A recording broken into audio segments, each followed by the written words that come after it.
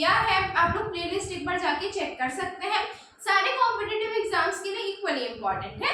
तो आज हम नेक्स्ट देखते हैं डाइजेशन में। जो लोग भी चैनल में नए हैं, चैनल को प्लीज सब्सक्राइब कीजिए, लाइक कीजिए, शेयर कीजिए। भाई अपने सपोर्ट में कंजूसी मत कीजिएगा, आपका सपोर्ट बहुत वैल्यूएबल है मेरे लिए। तो स्टार्ट करते हैं। डाइजेशन ये हम देख रहे थे, इसमें पॉलीसैकेराइड, मोनोसैकेराइड वगैरह के बारे में ये सब मैंने पहले क्लासेस में बताया है। आज हम देखते हैं कि जो हमारा बेसिकली डाइजेशन का जो प्रोसेस है वो कहाँ से शुरू होता है।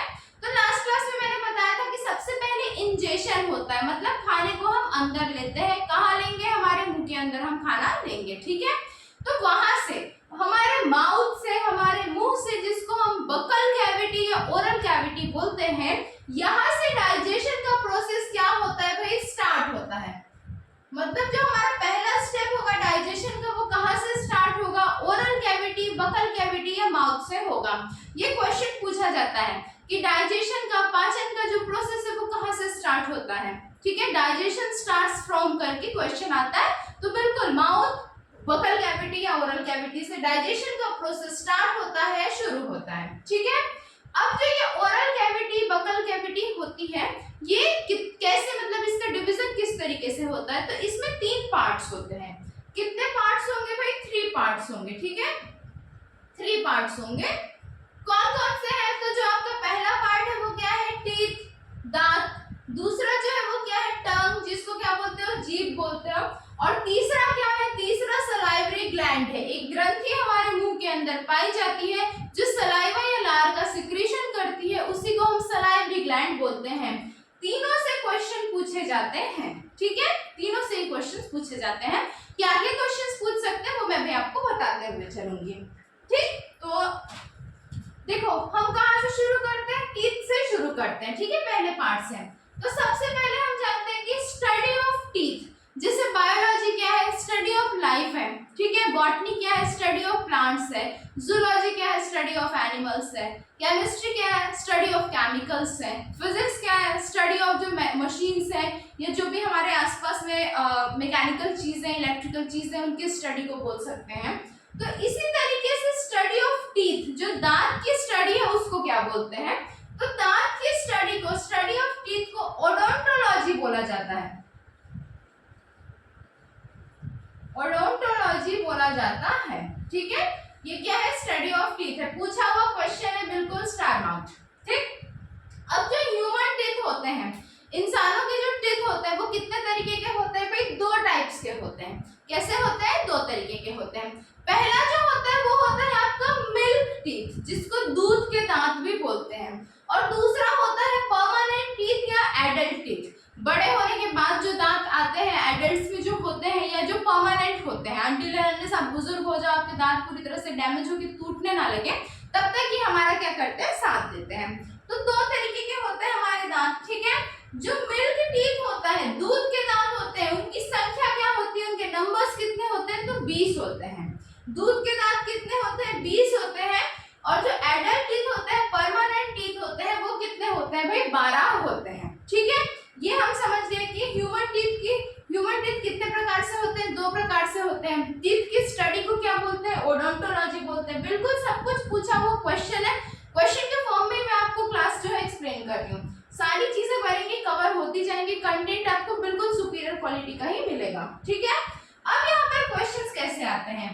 जो मिल्क टीथ है, दूध के दांत है, यहाँ पर क्वेश्चंस आते हैं कि कितने हमारे दांत में से कितने ऐसे होते हैं जो कि 2 बार आते हैं, ठीक।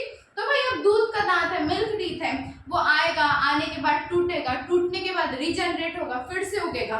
तो जो मिल्क टीथ होते हैं, मतलब 20 दांत ऐसे होते हैं जो ट्वाइस जनरेट होते हैं, 2 बार हमारे दांत में जगने वाले, उगने वाले दांत कितने होते हैं? 20 होते हैं। इन्हीं को हम मिल्क टीथ बोलते हैं।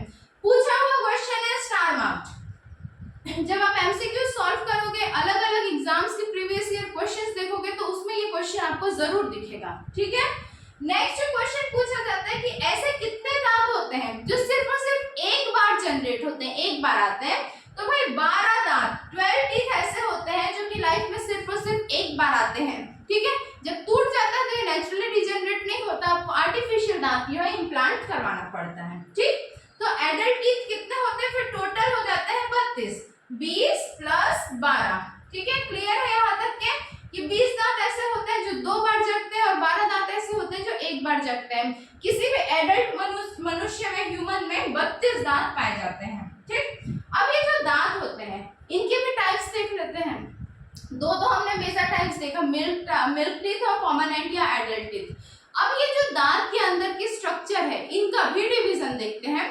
तो स्ट्रक्चरल बेसिस पे हमारे दांत 4 तरीके के होते हैं। कितने होते हैं, 4 तरीके के। ठीक है, कौन कौन से होते हैं, एक होता है इंसिजर जिसको हम आई से डिनोट करते हैं, दूसरा होता है कैनाइन जिसको हम सी से डिनोट करते हैं।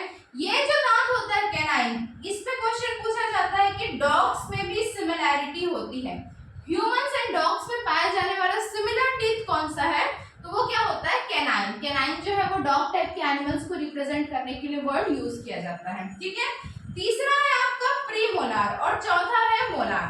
प्रीमोलार के बारे में क्वेश्चन पूछा जाता है कि जो मिल्क टीथ होते हैं उसमें कौन से दांत एब्सेंट होते हैं।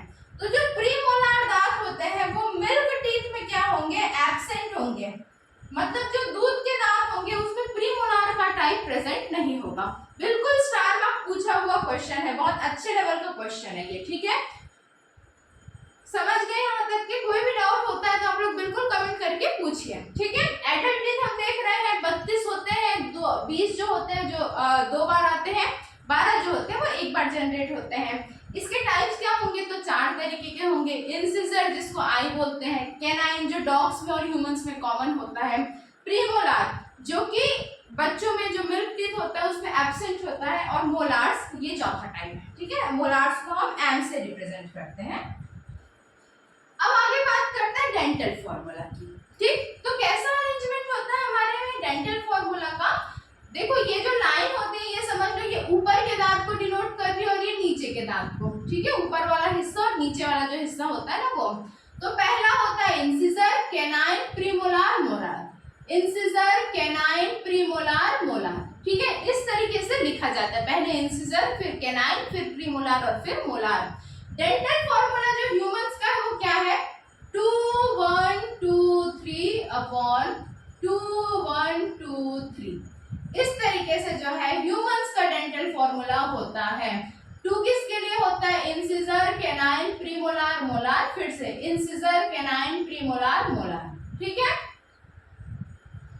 इसको जब हम टोटल करते हैं तो कितना आ रहा है, देखो ऊपर वाला जब हम टोटल करेंगे तो कितना आएगा, 3 + 2 5 + 1 6 6 + 2 कितना होगा, 8 हो जाएगा। ठीक है, देन आपका नीचे कितना आ रहा है, नीचे भी सेम आ रहा है, 3 + 2 5 5 + 1 6 6 + 2 8।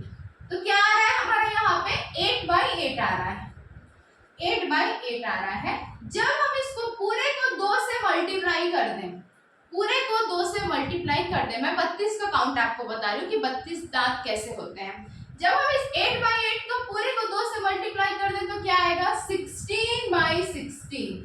और 16 + 16 कितना होता है भाई, 32 होता है, 16 ऊपर 16 नीचे।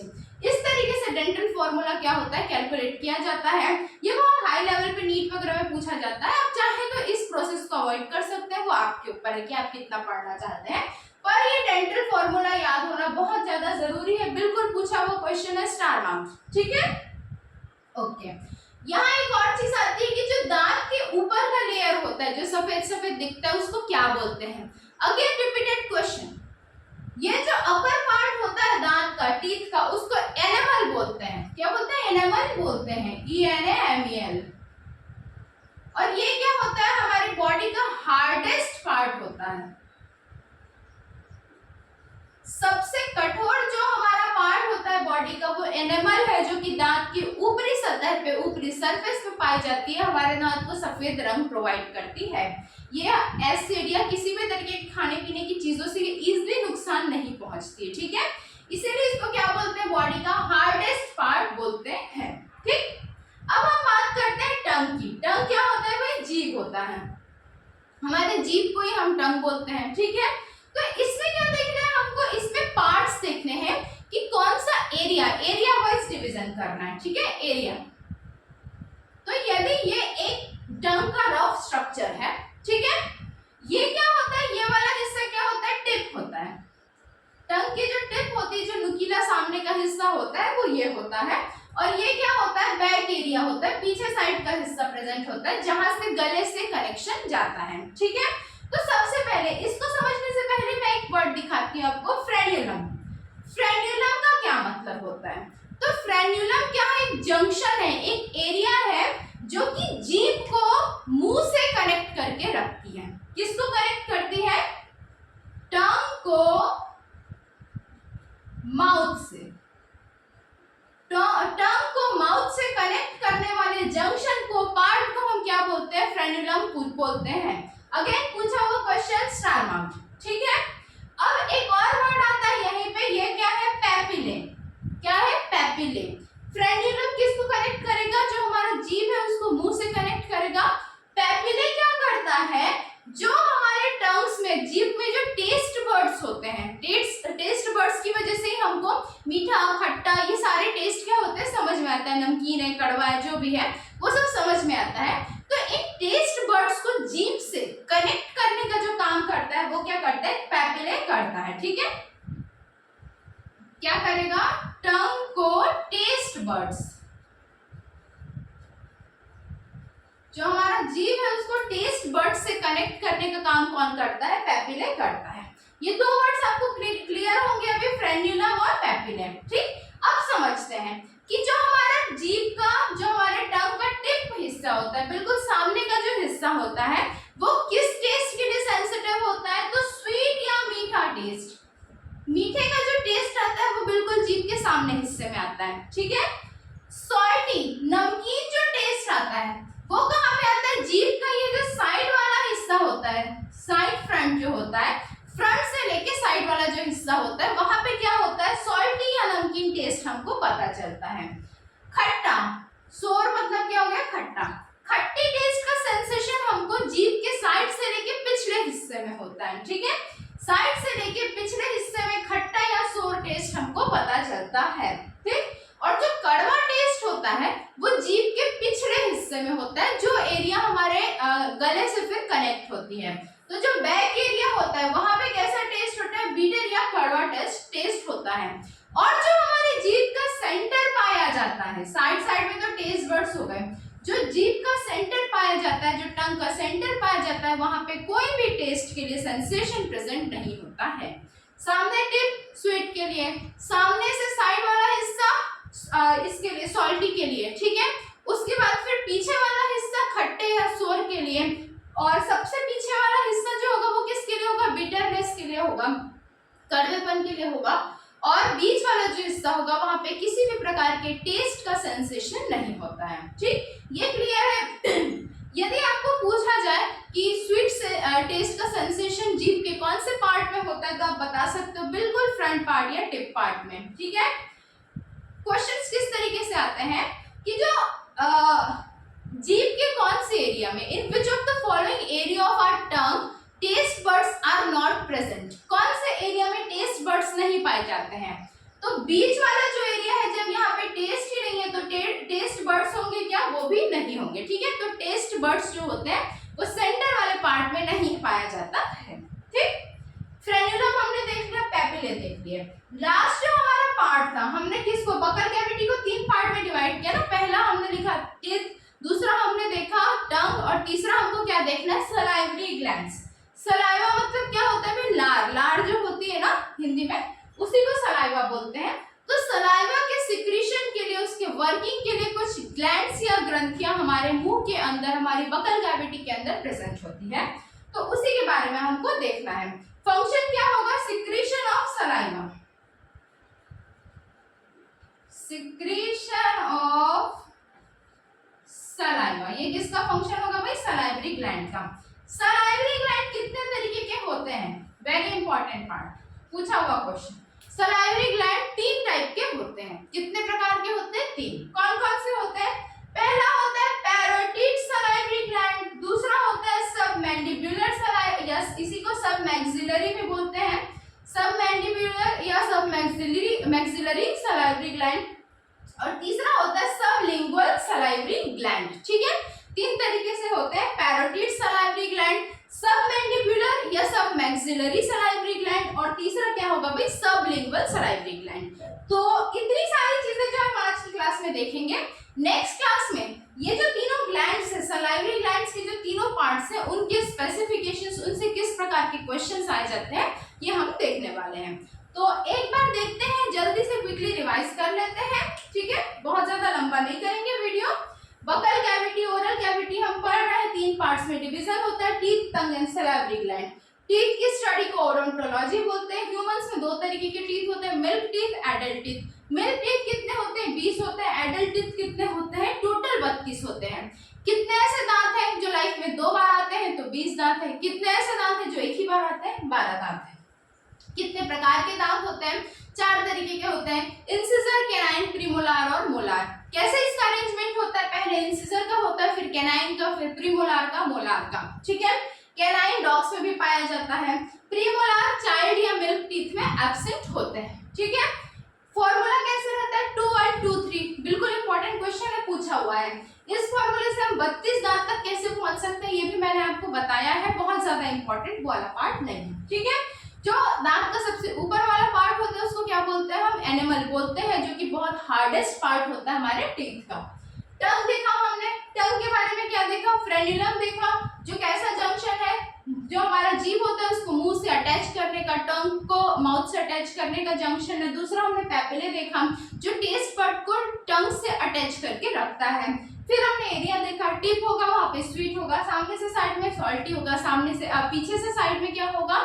सोर होगा या खट्टा होगा, और सबसे पीछे क्या होगा? बीटर या कड़वा टेस्ट होगा।